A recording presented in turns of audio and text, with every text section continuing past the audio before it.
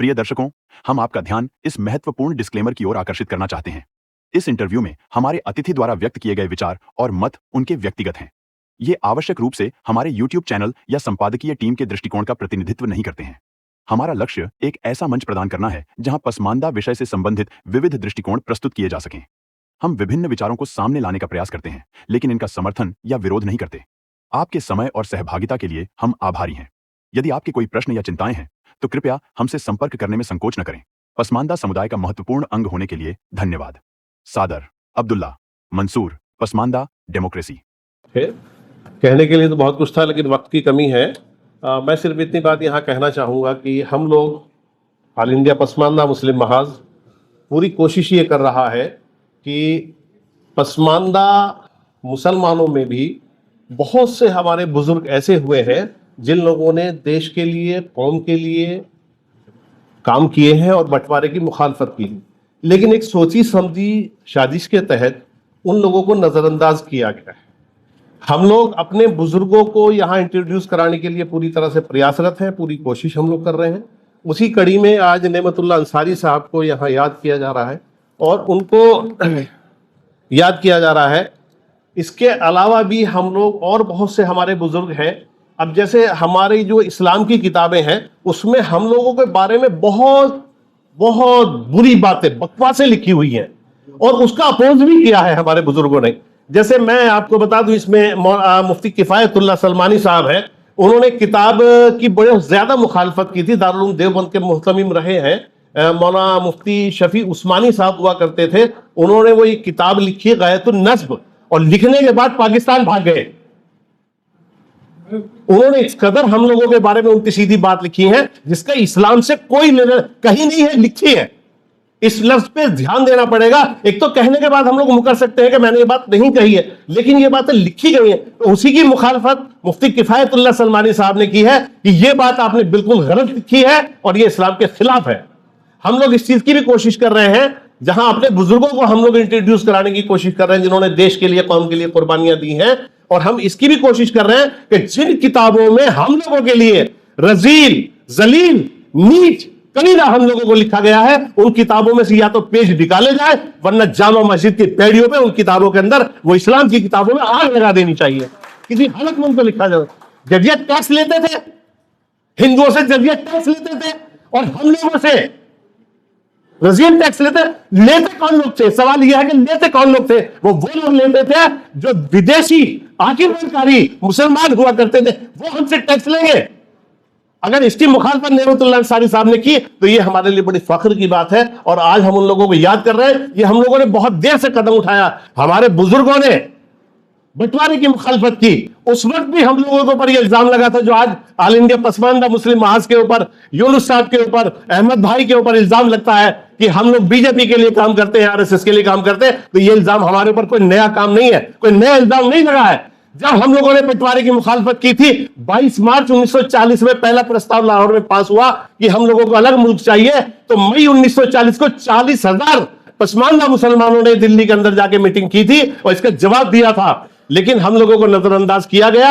अगर हम लोगों को बराबर में मुस्लिम लीग के सामने आंख से आंख जीना से मिलाने का मौका हमारे बुजुर्गों को देते तो आज देश का बंटवारा नहीं होता, भारत मां का बंटवारा नहीं होता और हम लोग सब एक जगह सर जोड़ के बैठे हुए होते।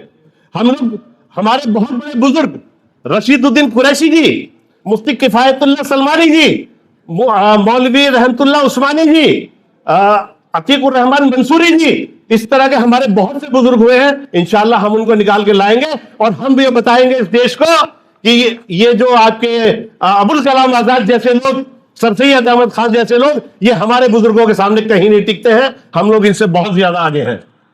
इसके लिए हम लोग कोशिश जारी रखेंगे। वक्त कम है, वरना कहने के लिए तो बहुत कुछ था। हमारे सीनियर्स यहाँ बैठे हुए हैं, वो अपनी बात कहेंगे और हम लोग पूरी कोशिश करेंगे। आप सब लोग जितनी भी मीटिंग्स होती है उसके अंदर आइए और अपनी बात को लोगों तक पहुंचाइए, उसको बताइए। जब तक हम लोग नहीं कहेंगे, हमसे लोग कहते हैं कहने का कोई मौका नहीं। अरे कब मौका आएगा? जब हम कब्र में चले जाएंगे, जब मौका आएगा। लेकिन आज अल्हम्दुलिल्लाह इतने पसमानदा एक्टिविस्ट पैदा हो चुके हैं कि शमीम अंसारी, यूनुस साहब जैसे लोगों को अपनी कब्र में सोने में कोई दिक्कत नहीं होगी। शुक्रिया। जय भारत, जय पसमानदा। हाजी ताहिर हुसैन साहब डैश पर मौजूद, अनीस अंसारी साहब, अरशद जमाल साहब, तनवीर साहब, तारिक अदीब साहब, बाकी जितने भी पसमानदा मुस्लिम महाज के अरकान हैं, कारकुनान हैं, उज़रान हैं, मैं सबका नाम तो नहीं लूँगा कि वक्त भी नहीं है, और मैं बिहार से पटना से आया हूँ, सभी को जानता भी नहीं हूँ, इसके लिए मैं माजरत चाहता हूँ। मेरा नाम रियाजुद्दीन बख्शो है, मैं बिहार पटना से आया हूँ। मुअज़्ज़िज़ हाज़रीन मजलिस, अस्सलामु अलैकुम।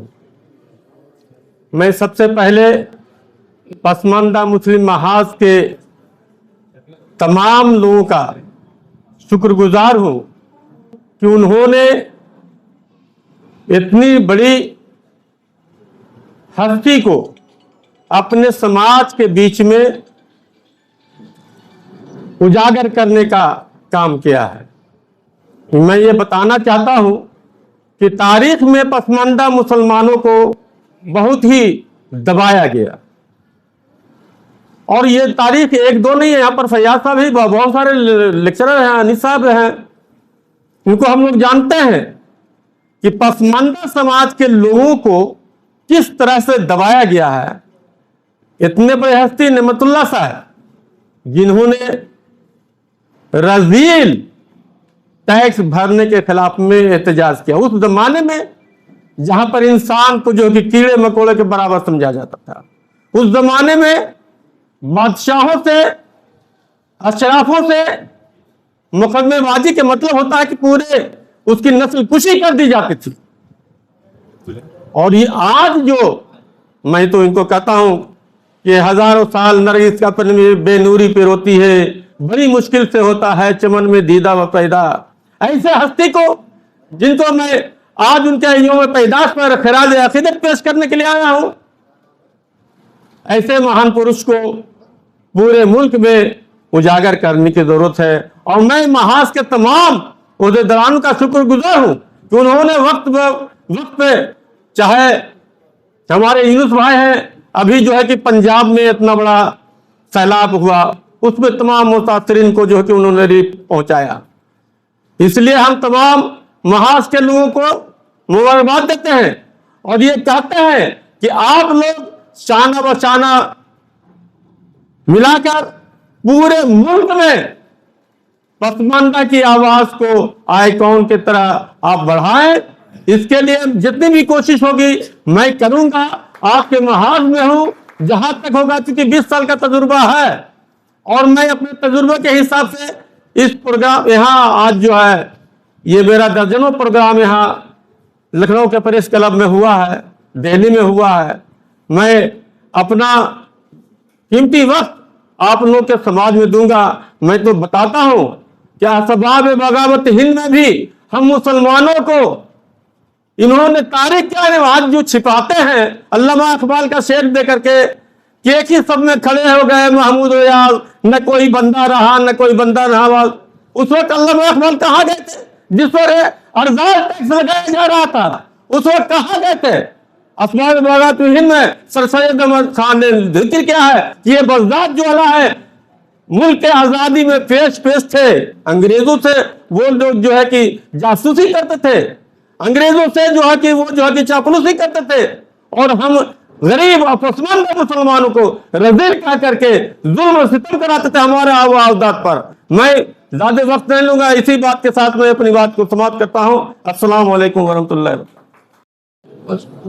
यहाँ पे डाइस पे मौजूद मेहमान अल्ताफ साहब, राशिद साहब, अनीस अंसारी, तनवीर साहब, शमीम साहब, ऑल इंडिया पसमानदा महाज के पदाधिकारीगण, सदस्य लोग, उनके मेहमान और प्रेस एंड इलेक्ट्रॉनिक मीडिया के, प्रिंट और इलेक्ट्रॉनिक मीडिया के हमारे साथी, बहुत मुख्तसर बात कहनी है। बहुत सारी बातें कही गई पसमानदा मुस्लिम समाज के बारे में, समाज में उनकी स्थिति के बारे में, उनके एम्पावरमेंट के बारे में कही गई बातें। और उनके, मैं आज शायद पहली बार आया हूँ इस समाज की मीटिंग में, और वहाँ के, लेकिन क्योंकि बचपन मेरा गुजरा है इसी समाज में और उसका एक मेंबर हूँ मैं, तो मुझे एहसास है कि हम कहाँ पे हैं समाज में। सबसे पहले मैं अपना तारुफ करा दूं, क्योंकि आप शायद जानता ना हो, हसन शहीर मेरा नाम है और मैं नेमतुल्लाह साहब का पोता हूँ। मेरे दादा के भाई थे वो। और जैसा कि तनवीर भाई ने बताया कि मैं मोहल्ला इस्माइलपुर गोरखपुर के उसी घर में पैदा हुआ। 1903 में उनकी पैदाइश हुई थी। उसके 58 साल बाद मेरी पैदाइश हुई उसी घर में। मेरे लिए फ़ख्र की बात है कि मैं उस ख़ानदान से जुड़ा हूँ। और मैं अभी chief engineer UP power corporation में था, वहीं से रिटायर हुआ हूँ। और ये मैंने महसूस किया है नौकरी के दिनों में और उसके बाद भी कि हमारी पोजीशन, हमारी स्थिति जो है समाज में, गवर्नमेंट के एम्पावरमेंट में, वो अच्छी नहीं है। रिप्रेजेंटेशन ना के बराबर है। और ड्रॉप आउट्स जो हैं हमारे, अभी जो अनऑफिशियल सेंसस, तो ऑफिशियल सेंसस तो नहीं हुआ इस बारे में, लेकिन अनऑफिशियल फिगर्स के हिसाब से ड्रॉप आउट्स बढ़ते जा रहे हैं स्कूल में। हमारे साथ के लोग, हमारे जो समाज के लोग हैं, हमारे बच्चे जो कोई 5वां पास करके, कोई 10वां पास करके, और वो स्कूल छोड़ देते हैं कुछ इकोनॉमिक रीजंस की वजह से, कुछ और वजहों से। और वो कहीं कोई स्कूटी का मैकेनिक, कोई फ्रिज का, रेफ्रिजरेटर का मैकेनिक, या इस तरह के काम ले लेते हैं जो कम इम्पॉर्टेंट है। तो सबसे पहले तो ज़रूरी हमारे समाज के लोगों को कि तालीम पे जोर दिया जाए। और हमारे दादा मरहूम हमेशा उनका जोर रहा था कि पढ़ाई जब करेंगे तभी आगे बढ़ेंगे, तभी वो आगे बढ़ेंगे। और हमारे ख़ानदान के लोगों में जैसे तनवीर भाई माशाल्लाह पढ़ाई करके न्यूक्लियर साइंटिस्ट बने और यूएस गए, और बहुत सारे हमारे ख़ानदान के लोग यूएस में सेटल्ड हैं, हिंदुस्तान में भी बड़ी बड़ी पोजीशंस पे हैं। तो जो काम वो छोड़ गए अधूरा, उन्होंने शुरुआत की थी आज़ादी के आंदोलन से शुरू की, बाद में ऑल इंडिया मुस्लिम मोमिन कॉन्फ्रेंस बनाई। मैं चाहता हूँ जो काम वो छोड़ गए हैं वो आगे बढ़ाया जाए। तो ये भी सही बात है कि हम लोगों ने अपने समाज के लोगों को भुला दिया। जब तक हम उनको उनका नाम लेके गौरवान्वित नहीं महसूस करेंगे, तब उनको फॉलो नहीं करेंगे, तब तक हम आगे नहीं बढ़ेंगे।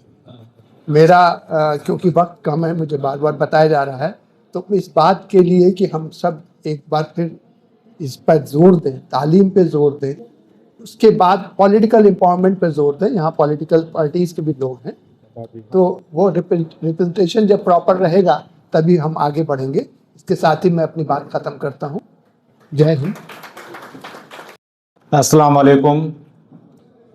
आज इस कार्यक्रम को सजाने वाले और यहाँ पर उपस्थित सभी लोगों को मैं तहे दिल से शुक्रिया अदा करता हूँ।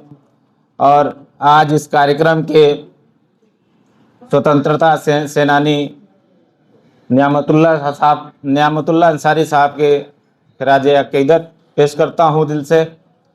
और पसमानदा समाज के आए हुए पूरे प्रदेश से सभी साथियों को तहे दिल से इस्तकबाल करता हूँ। और पसमानदा समाज आज पूरे देश में जाना जा रहा है। पसमानदा समाज अब वो समाज नहीं बचा जैसे लोग कहते थे कि पसमानदा गरीबों का, गरीब हैं, अशिक्षित हैं और बेरोजगार हैं। लेकिन आज पसमानदा समाज कंधे से कंधा मिलाकर चल रहा है। उसकी सबसे बड़ी डोर ये है कि जैसे अहमद भाई, यूनुस भाई, ये सब तमाम लोग इस समाज के एकजुट होकर सभी लोगों को जगाने का काम कर रहे हैं। आज इस तरीके से जगाया जा रहा है कि पूरे देश में पसमानदा समाज को सम्मान की निगाह से देखा जा रहा है। और कहीं भी पसमानदा समाज को, पसमानदा नाम से अगर आदमी पहुंचता है तो हर अधिकारी सम्मान के साथ बिठाने का काम करता है और उनका काम कराने का काम करता है। मैं इन्हीं बातों के साथ अपनी बात को ख़त्म करता हूँ। अल्लाह हाफिज़। हमारे वरिष्ठ महासचिव हैं ऑल इंडिया पसमानदा मुस्लिम महाज के, मैं उनको बुला नहीं पाया था कि वो आए और अपनी बात 2 मिनट के अंदर अंदर रखें। स्वतंत्रता सेनानी नेमतुल्लाह अंसारी जी की यौम पैदाइश के मौके पर हम हुए हैं, जो कि ऑल इंडिया पसमानदा मुस्लिम महाज के द्वारा पहली बार उनको जयंती के उपलक्ष्य में कार्यक्रम हो रहा है। इस मौके पर हमारे सरप्रस्त, हमारे संगठन के सरप्रस्त तो हमारे सरप्रस्त डॉक्टर अनीस अंसारी जी, जिनके बारे में अक्सर हम ये बात कहा करते हैं उनकी गैर मौजूदगी में कि मुसलमानों में कोई भी संस्था, इवन मदरसे तक का भी कोई संचालक होता है, एक तहतानिया की टीचर की भी ज्वाइनिंग कराता है तो लाखों रुपए इकट्ठा करता है। आप जब ख्वाजा मुइनुद्दीन चिश्ती यूनिवर्सिटी में फायज हुए वाइस चांसलर के तौर पर, जहाँ तक मेरी जानकारी है लगभग 28 प्रोफेसर उन्होंने ज्वाइनिंग कराई और सिंगल रुपया कोई देने वाला एक आदमी भी नहीं होगा जिसी से आपने एक सिंगल रुपया लिया हो। ये अपने आप में बड़े बड़े मौलाना इकराम और उलमा इकराम की बात हमारे समाज में होती है तो कोई इनका मुकाबला नहीं कर सकता है। हमारे बीच में मऊ में नगर पंचायत नगर पालिका के चेयरमैन जनाब अरशद जमाल जी, जो कि लगातार हमेशा जहाँ वहाँ सबसे ज़्यादा दबा कुचला तबका बुनकर समाज है तो उनके लिए संघर्ष करते रहे हैं। जनाब अल्ताफ अंसारी जी, जो कि विपरीत परिस्थितियों में एक बड़ी ताकत के सामने आपकी आवाज़ हमेशा उठाते रहे हैं और चाहे फेसबुक के माध्यम से या ट्विटर के माध्यम आप उनको लगातार देख सकते हैं। मऊ में कोई भी समस्या होती है, हर एनी टाइम वो हर वक्त अवेलेबल रहते हैं आपके बीच में, आपकी समस्याओं का निस्तारण कराने का काम करते हैं। हमारे बीच में प्रोफेसर मसूद आलम फलाही जी, उनके कारनामे जग जाहिर है, किसी से छुपे नहीं। हमारे बीच में मरहूम नेमतुल्लाह अंसारी जी के पोते तनवीर सलीम जी, हमारे बीच में इंजीनियर शाही साहब और पसमानदा महाज के पूरे प्रदेश से आए हुए पदाधिकारीगण और साथीगण, सबका मैं स्वागत करता हूँ, अभिनंदन करता हूँ। मैं चंद बातें सिर्फ करूंगा, ज्यादा बात नहीं करना क्योंकि हमारे बड़े मुख्य अतिथि अनीस अंसारी साहब मौजूद हैं। देखिए जैसे कि अभी अल्ताफ भाई की बातचीत हुई, पसमानदा महाज जहां तक इस संगठन का सवाल है, एक गैर राजनीतिक संगठन है। हमारा स्पष्ट रूप से मानना है कि हमारा प्रत्याशी, हमारा कोई उम्मीदवार किसी भी राजनीतिक दल से हो, हम उसका समर्थन करते हैं, उसको किस तरीके से जिताया जाए, आगे लाया जाए, उसका हम प्रयास करते हैं। जीती जाती मिसाल ये है, अल्ताफ भाई के चुनाव में हम बीएसपी का मलियाबाद में चुनाव जिता रहे थे और अल्ताफ भाई के चुनाव में मऊ जाके हमने समाजवादी पार्टी के चुनाव का प्रचार काम किया है। हमारा विचारधारा स्पष्ट है, हमारा कोई भी आदमी हो, चाहे वो भारतीय जनता पार्टी में हो, चाहे वो समाजवादी पार्टी में हो और चाहे वो बहुजन समाज पार्टी में है, वो आगे बढ़े तभी वो समाज का काम कर पाएगा। जहां तक कि कुछ वक्ताओं ने कहा कि हमें पुरानी बातें नहीं खोदना चाहिए। देखिए, शोषक और शोषित की एक पहचान है, जो जब तक हम अपने समाज के लोगों को उजागर नहीं करेंगे तो वो जागरूक नहीं हो पाएंगे। हमें शोषक और शोषित की, जो भी हमारे शोषक हैं उनको भी हमें लोगों तक बताना पड़ेगा, जो रहे हैं उनकी भी हिस्ट्री बतानी पड़ेगी। और हम लोग शोषित समाज से हैं और जाहिर सी बात है शोषक और शोषित की एकता नहीं हो सकती है। शोषित की एकता होगी तो जाहिर सी बात है शोषित हमेशा शोषण होता रहेगा। इन्हीं बातों के साथ में मैं अपनी बात खत्म करता हूं और जिनके पैदाइश के मौके पर प्रोग्राम रखा गया है उनको खराज अकीदत दिल की गहराइयों से पेश करते हुए और आप सभी लोगों से उम्मीद के साथ में, जिस तरह से मरहूम नेमतुल्लाह अंसारी जी ने अपने समाज के दबे कुचले तबके के लिए लोअर कोर्ट से लेके हाई कोर्ट तक संघर्ष किया, जिस प्रकार से अनीस साहब ओहदे पर फायज हुए, उन्होंने अपने ओहदे पर फायज होते हुए अपने लोगों को किस प्रकार से फायदा पहुंचाया, किस तरह से लोगों को आगे लाने का काम किया और काम कर रहे हैं, उसी तरीके से हम भी ऐसी कोशिश करें। आप आए, आपके आने से इस संगठन में बाहर आई, आपका बहुत बहुत शुक्रिया। अस्सलाम वालेकुम। जनगण मन अधिनायक जय, भारत भाग्य विधाता, पंजाब सिंधु गुजरात मराठा द्राविड़ उत्कल बंग, विंध्य हिमाचल यमुना गंगा उच्छल जलधि तरंग, तब शुभ नामे जागे, तब शुभ आशीष मांगे, गाहे तब जय गाथा, जनगण मन अधिनायक जय, भारत भाग्य विधाता, जय हे जय हे जय हे जय जय जय जय हे।